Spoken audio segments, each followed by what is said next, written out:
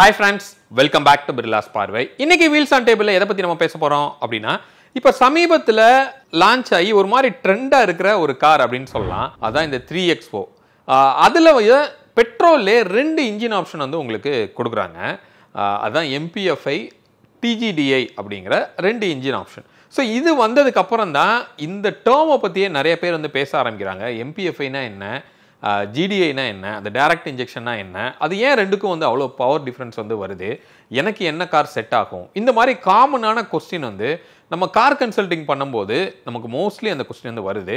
இப்போ சமீபத்தில் நம்ம அட்டன் பண்ண மோஸ்ட் ஆஃப் த கால்ஸ் பார்த்தீங்க அப்படின்னா இந்த 3XOக்காக தான் இருக்குது. அதுவும் இந்த பர்டிகுலர் கொஸ்டின் வந்து ஒரு காமனான கொஸ்டினாக இருக்குது. அப்போ அதுக்கு பின்னாடி என்ன டெக்னிக்கலாக ரீசன்ஸ் வந்து இருக்குது, உங்களுக்கு எது செட் ஆகும் அப்படிங்கிறத ரொம்ப டீட்டெயில்டாக டெக்னிக்கலாக இந்த வீடியோவில் நம்ம டிஸ்கஸ் பண்ண போகிறோம்.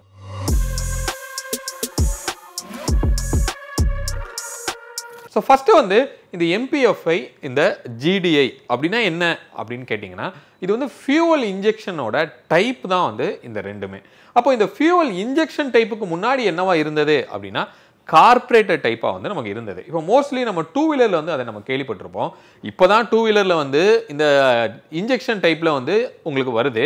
பட் இதுக்கு முன்னாடி இருக்கிறது எல்லாமே வந்து கார்பரேட்டர் டைப் தான். அப்போ அந்த கார்பரேட்டர் டைப்பில் என்ன நடந்தது அப்படின்னா ஏரையும் ஃபியூவலையும் வெளியிலேயே மிக்ஸ் பண்ணி சிலிண்டருக்குள்ளே வந்து நம்ம ஃபீட் பண்ணுறோம். ஸோ அதுதான் அந்த கார்பரேட்டரோட ஒர்க்காக வந்து உங்களுக்கு இருந்தது, கார்பரேட்டர் அப்படின்னு நம்ம சொல்கிறது. ஓகே, அப்போ அதே தான் கார்லையும் யூஸ் பண்ணிட்டு இருந்தாங்க. பட் அது லேட்டரான் வந்து என்ன ஆயிடுச்சு அப்படின்னா அதோட பெர்ஃபார்மன்ஸ் வந்து அந்த அளவுக்கு இல்லை. அதே மாதிரி நமக்கு எஃபிஷியன்சி, அதாவது மைலேஜ் அப்படின்னு நம்ம பார்க்கும்போது ரொம்பவே லேகாக இருந்தது அப்படின்னு சொல்லலாம். அப்போது அந்த மாதிரி ஒரு கார்பரேட்டரில் வெளியில் ஏரையும் ஃபியூலையும் மிக்ஸ் பண்ணி நம்ம உள்ளே அனுப்பும்போது ஏர் ஃபியூவல் ரேஷியோ அப்படிங்கிறதே வந்து ஒரு மாதிரி கன்சிஸ்டண்ட்டாக அவங்களால வந்து கொடுக்க முடியலை. ஏன்னா இந்த கார்பரேட்டர் அப்படிங்கிறது என்ன அப்படின்னா கம்ப்ளீட்லி மெக்கானிக்கலாக ஒர்க் ஆகிற ஒரு டிவைஸ். அதில் எந்த விதத்துலையும் சாஃப்ட்வேருக்கு அதில் வேலையே கிடையாது. அப்போ உள்ளே இருக்கிற அந்த மூவிங் பார்ட்ஸ் வந்து வியர் அண்ட் டியர்னால அப்பப்போ வந்து என்ன ஆகுது அப்படின்னா இந்த ரேஷியோ வந்து மாறிட்டே இருக்குது. அப்போ இதை ஓவர் கம் பண்ணுறதுக்கு என்ன பண்ணலாம் அப்படின்னு வரும்போது தான் இன்ஜெக்ஷன் டைப் ஆஃப் மெக்கானிசம் வந்து உங்களுக்கு உள்ளே வந்தது. பட் அந்த இன்ஜெக்ஷன் டைப் அப்படிங்கிறப்போ கண்டிப்பாக நமக்கு அதில் ஒரு சாஃப்ட்வேர் ஓரியன்டான ஒரு ஒர்க்குமே வந்து அதில் வருது.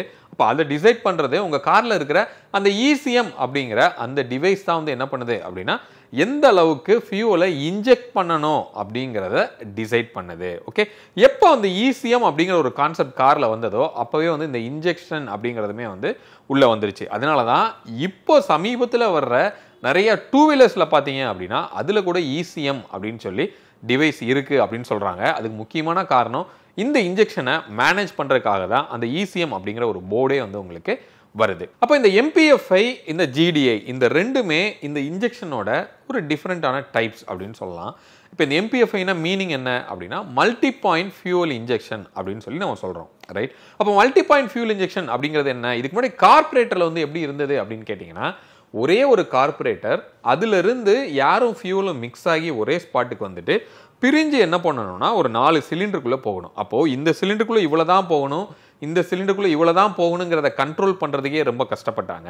அப்போ இந்த மல்டி பாயிண்ட் ஃபியூவல் இன்ஜெக்ஷனில் என்ன நடக்க போகுது அப்படின்னா ஒரு சிலிண்டருக்கும் தனித்தனியாகவே வந்து உங்களுக்கு இன்ஜெக்டர்ஸ் வந்து பிளேஸ் பண்ண ஆரம்பித்தாங்க. அதுதான் இந்த மல்டி பாயிண்ட் ஃபியூவல் இன்ஜெக்ஷன் அப்படின்னு சொல்லி நம்ம சொல்கிறோம். அப்போ இந்த ஒரு இன்ஜெக்டரையும் ஹேண்டில் பண்ணுறதுக்கு உங்களுக்கு அந்த ECMல எந்த நேரத்தில் எவ்வளோ ஃப்ளூயிட் வந்து ஃப்ளோ ஆகணும் அப்படிங்கிறத அதுவே டிசைட் பண்ணி உங்களுக்கு ஸ்ப்ரே பண்ணுது, ரைட்? அப்போ அந்த கார்பரேட்டருக்கும் இதுக்கும் ஒரு மேஜரான டிஃப்ரென்ஸ் என்ன அப்படின்னு கேட்டிங்கன்னா ஒரு மல்டி பாயிண்டில் வந்து உங்களுக்கு இன்ஜெக்டர்ஸ் கிடைக்குது, இன்னொன்று ஹை ப்ரெஷரில் வந்து உங்களுக்கு அந்த ஃபியூவல் வந்து ஸ்ப்ரே பண்ணுவாங்க. அப்போ ஹை ப்ரெஷரில் வந்து நம்ம ஸ்ப்ரே பண்ணும்போது அதுக்கு ஒரு ஹை பவர் இருக்கிற ஃபியூவல் பம்புமே வந்து நமக்கு தேவைப்பட்டது. அப்போ இது வந்து ஒரு நெகட்டிவ் அப்படின்னு கூட நம்ம சொல்லலாம். ஆனால் எஃபிஷியன்சி வந்து டிராஸ்டிக்காக வந்து உங்களுக்கு இம்ப்ரூவ் ஆச்சு. அப்போது அந்த பேர்ன் ஆகிற ஃபியூவல் வந்து கிட்டத்தட்ட ஒரு 100% வந்து அந்த ஃபியூவல் வந்து பேர்ன் ஆகி உங்களுக்குரிய ரிசல்ட் வந்து கொடுக்கும்போது இந்த MPFIங்கிறது ரொம்ப சக்ஸஸ்ஃபுல்லாக மார்க்கெட்டில் வந்தது அப்படின்னு சொல்லலாம். அப்போ இந்த இன்ஜெக்டரை எங்கே பிளேஸ் பண்ணியிருப்பாங்க அப்படின்னு கேட்டிங்கன்னா ரெண்டு டைப்பில் இருக்குது. ஒன்று வந்து போர்ட் டைப் அப்படின்னு சொல்லுவோம், இன்னொன்று டைரக்ட் இன்ஜெக்ஷன் அப்படின்னு சொல்லுவோம். ஸோ இந்த போர்ட் டைப் அப்படிங்கிறது என்ன அப்படின்னா இன்லெட் வால்வுக்கு வெளியில் வந்து உங்களுக்கு என்ன பண்ணுது அப்படின்னா இந்த இன்ஜெக்டர் வந்து ஃபியூவலை ஸ்ப்ரே பண்ணும், ஏர் வந்து தனியாக வரும்.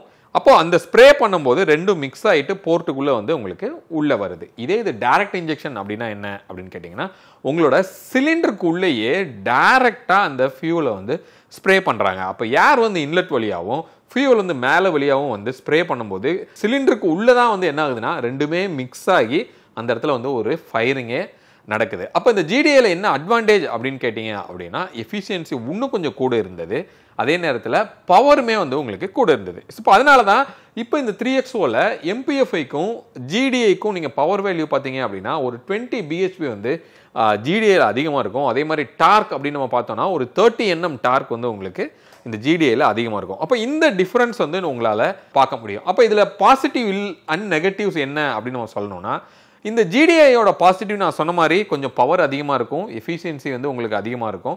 இப்போ நெகட்டிவ் அப்படின்னு பார்த்தோம்னா நாக்கிங் வந்து கொஞ்சம் அதிகமாக கிரியேட் ஆகும். நாக்கிங்கிறது என்ன சொல்கிறோம் அப்படின்னு கேட்டிங்கன்னா, அந்த மிஸ்ஃபயர் ஆகிறதுக்கு அதிகமான வாய்ப்பு இருக்குது. அதனால் ஏற்படுற அந்த ஒரு வைப்ரேஷன் வந்து உங்களுக்கு இன்ஜினில் நீங்கள் ஃபீல் பண்ண முடியும். அதனால தான் நீங்கள் எம்பிஎஃப்ஐயோட இன்ஜினையும் ஜிடிஐ இன்ஜினையும் நீங்கள் ஸ்டார்ட் பண்ணி விட்டுட்டு வெளியில் இறங்கி நீங்கள் நோட்டீஸ் பண்ணி பார்த்தீங்கன்னா நல்லாவே வந்து அந்த சவுண்ட் அண்ட் வைப்ரேஷனை வந்து நீங்கள் ஃபீல் பண்ண முடியும்.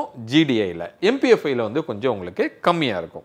ஓகே, இன்னொன்று இந்த இன்ஜெக்டர் வந்து டைரெக்டாக வந்து நம்மளோட சிலிண்டருக்குள்ளே இருக்கிறதுனால ஃபயரிங்கில் டைரெக்டாக அது இன்வால்வ் ஆகுது. அப்போ அந்த நாசிலோட டிப்பு வந்து என்ன ஆகுதுன்னா அந்த ஃபயரிங்கில் வந்து அது மேலேயே வந்து அந்த தீ வந்து நடக்கிறதுக்கு அதிகமான வாய்ப்பு இருக்குது. அதனால கார்பன் வந்து அந்த நாசில் போய் அடைச்சிக்கிறதுக்கு அதிகமான வாய்ப்பு இருக்கும். அப்போ இந்த ஜிடிஐயில் அந்த கார்பன் டெபாசிட் வந்து அந்த நாசிலில் இருக்கும்போது அந்த இன்ஜெக்டர் வந்து கொஞ்சம் சீக்கிரமாக ஃபெயிலியர் ஆகிறதுக்கு வாய்ப்பு இருக்கும். விச் மீன்ஸ் அதை நீங்கள் சர்வீஸ் பண்ண வேண்டிய ரெக்வயர்மெண்ட்டும் உங்களுக்கு அதிகமாக இருக்கும். பட் இந்த எம்பிஎஃப்ஐயில் இந்த இன்ஜெக்டர் வந்து சிலிண்டருக்கு உள்ளேயே இல்லாமல் வெளியில் இருக்கிறதுனால அது டைரெக்டாக அந்த ஃபயரிங்கில் உங்களுக்கு இன்வால்வ் ஆகாது. அதனால் அதோட லைஃப் வந்து உங்களுக்கு அதிகமாக இருக்கும். அதே மாதிரி இன்னட்டோட போர்ட்ஸ் வந்து ஓப்பன் ஆகும்போது இங்கே ஸ்ப்ரே ஆகிற ஃபியூல் வந்து அது மேலேயும் படும்போது அந்த ஃபயரிங் அப்போ என்ன ஆகுதுன்னா அந்த போர்ட்டோட பேக் சைடு வந்து என்ன ஆகும்னா அந்த கார்பன் வந்து கொஞ்சம் டெபாசிட் ஆயிரும். அப்போது அதோட ஷேப் வந்து கொஞ்சம் மாறும்போது அது ஓப்பன் ஆகி க்ளோஸ் ஆகிற அந்த போர்ட்டோட ஓப்பனே வந்து என்ன ஆகுதுன்னா கொஞ்சம்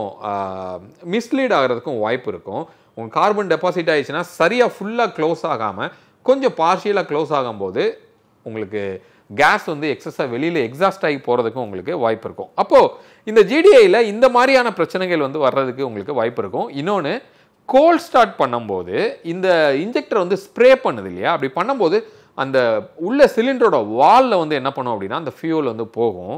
அப்படி போகும்போது வண்டி ஸ்டார்ட் ஆகிறதுக்கு முன்னாடியே அப்படி ஸ்ப்ரே ஆகும்போது என்ன ஆகும்னா அது வலிஞ்சு கீழே உங்களோட ஆயிலோட கண்டெய்னருக்கு அந்த ஃபியூல் போகிறதுக்கும் அதிகமான வாய்ப்பு இருக்குது. அப்படி போயிருச்சு அப்படின்னா என்ன ஆகும், அந்த ஆயிலோட அதோட குவாலிட்டி வந்து மாறிடும், கொஞ்சம் தண்ணியாக உங்களுக்கு மாறுறதுக்கும் உங்களுக்கு வாய்ப்பு இருக்கும். அப்படி அதோட ஆயிலோட ப்ராப்பர்ட்டி மாறுறதுனால அந்த இன்ஜினோட வியர் அண்ட் டியருமே வந்து கொஞ்சம் அதிகமாக இருக்கும் அப்படின்னு சொல்கிறாங்க. அப்போ இவ்வளோ காம்ப்ளிகேஷன்ஸ் வந்து அந்த ஜிடிஐயில் வந்து உங்களுக்கு இருக்குது. அப்போ இருந்தால் கூட ஏன் நமக்கு அது செட் ஆகுது, ஏன் அப்படின்னா அது கொஞ்சம் அதிகமான பவரும் கொஞ்சம் டிரைவ் பண்ணுறதுக்கு கொஞ்சம் பெப்பியாகவும் வந்து டெஃபினட்டாக உங்களுக்கு இருக்கும். அப்போ எனக்கு எம்பிஎஃப்ஐ செட் ஆகுமா ஜிடிஏ செட் ஆகுமா அப்படின்னு நீங்கள் கேட்டிங்க அப்படின்னா அது உங்களோட யூஸை பொறுத்து இருக்குது. இப்போ உங்களோட யூஸ் வந்து சிட்டிக்குள்ளே மட்டும்தான் இருக்க போது நான் கோல்ட் ஸ்டார்ட் வந்து அதிகமாக நான் பண்ணுவேன். அதாவது ஒரு நாளைக்கு நான் மார்னிங் வந்து ஸ்டார்ட் பண்ணி ஒரு இடத்துல போய் நிப்பாட்டினேன் அப்படின்னா 2 ஹவர்ஸ்க்கு அப்புறம் திருப்பி ஸ்டார்ட் பண்ணுவேன்.